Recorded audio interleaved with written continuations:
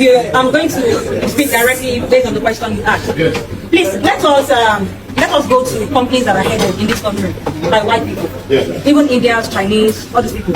You need to see how well behaved Nigerians or Africans as a whole, the way they behave when they are working with a white person. If you have a maid as a black person at home, even if you treat that person right, let a white person hire that man and you treat them poorly, they will still be loyal and respectful to you. That's mental slavery.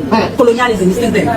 So African women, naturally when they see a white man, even if you are poor, they just look at you like there's something special about you. You see, this man was not even offering them money, according to what I heard. This man was not offering them any cash. He was just speaking to them. Come and spend the night with me and they will follow. You understand? So, in my own opinion, the women are bad. They're normally maybe a badly behaved. And there are black people that would have actually asked them out and they would turn the person down.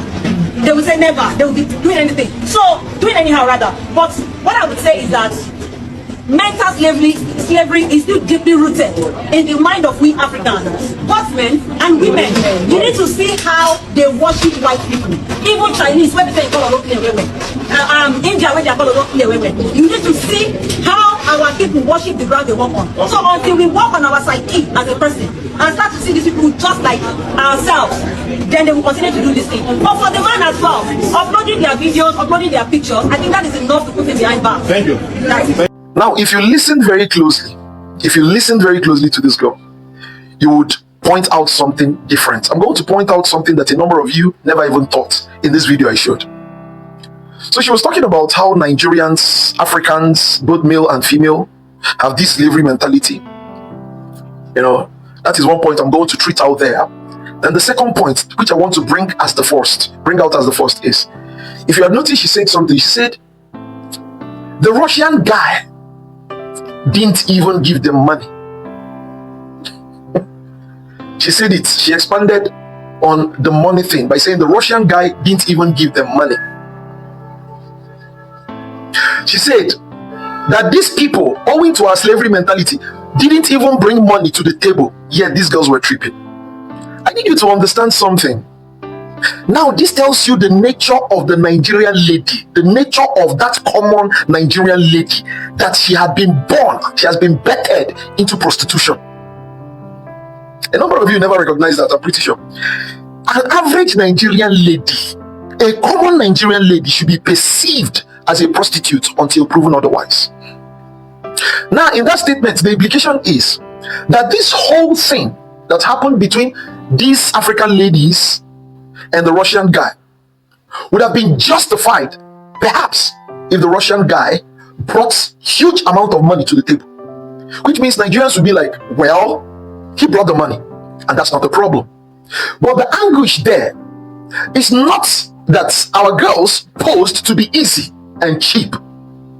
Which, by the way, I don't have a problem with. I'll give an explanation to that. I'd already given an explanation prior time, but I'll give an explanation to that. So her problem is not on grounds that this girl's supposed to be cheap.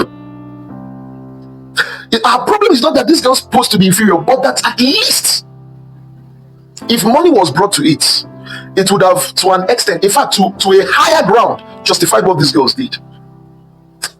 Nigerian ladies, these are products of prostitution. When I say these people are products of prostitution, a lot of people think it's just harsh. It's just harsh. It's this. Secondly, she was talking about the inferior mentality, the slavery mentality. She said something, until we start seeing these people as us. Let me laugh. It's not in the DNA of Nigerians to start seeing people, because if such is in their DNA, the Nigerian politicians wouldn't even be doing what they're doing in the first place. So it's in the DNA of Nigeria to start seeing someone as superior, as long as that person has an advantage or a leverage on them. As long as. But here's the situation. We can continue mumbling from January to December on how we should try as much as possible not to see these white people as superior beings. Listen, let me make this thing very clear. It is not the superiority of the white man that made an African man inferior. Which means that without the white man, the African man is inferior. Let me put it in a way you would understand. Is the white man superior? Yes. Is the African man inferior? Yes. Does the African man have the potential to be superior? Yes. Does the superiority of the African man make the white man, the Western man, inferior? No. Everyone can be superior. Then a negotiation, a fitting negotiation comes to play.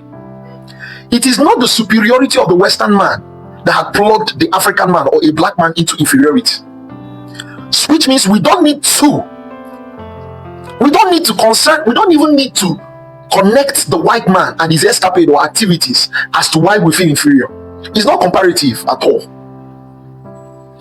If the white man is not in the play, we are still inferior, especially Nigerians. Now the question is, why are we inferior? You see, to rise above your inferiority is not just saying you have to look at these people. You have to be productive. You have to work on your productivity. See, let me tell you, in the UK, anybody that comes from it, you are regarded based on your society, and that regard is based on the importance which is in the productivity or creativity of your society. If you go to the UK, the Chinese or the Asians are respected. We all know why, right? The Asians are respected very well in the UK because of where they come from. These countries know that they need, UK know that they need things that, Asian countries offer them a whole lot. Asian countries are not actually leveraged by anybody, and that is why anybody from Asia is respected. A lot of people. Ghana is rising to that level because of what they are doing apparently, like presently, to that level where all its citizens. That's why one of the things people really don't know is that if your country is doing well, it is the greatest benefit to you. Wherever you go to, you're respected because of your country, and that is why you have to make so much effort to contributing to the well-being of your country. And the greatest way to contributing to the well-being of your country is by looking at yourself first and asking yourself, how is my mindset? Am I thinking of what I can take from my country, or am I thinking of what I can give or contribute to the well-being of my country? It starts with your mentality. Now, let us understand that, first of all, Nigerians, aside the bad reputation that they had purported around the world, before then, they always have this indictment on their path, and they needed to rise above it by establishing something that is needful. However, they still went to those societies and even made themselves a lot more indicted that it becomes difficult. What do I mean? Before our bad reputation, the fact remains that we have rather no leverage on any society. We are seen as inferior because there is nothing we practically produce. There is nothing we are known for. And then instead of Nigerians traveling to these societies and trying to show something at least that would, to a measure, neutralize the fact that we're unproductive, Nigerians went further and started establishing criminality. It's just like what Isabako said.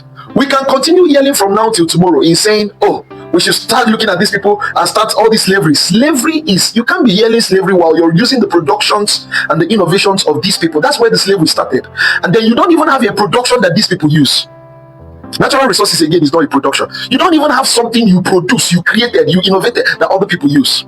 Tell me, why wouldn't our ladies see a white guy and fail? Why wouldn't our men see white people and be loyal? It's natural. The manufacturer always provokes loyalty. It's simple.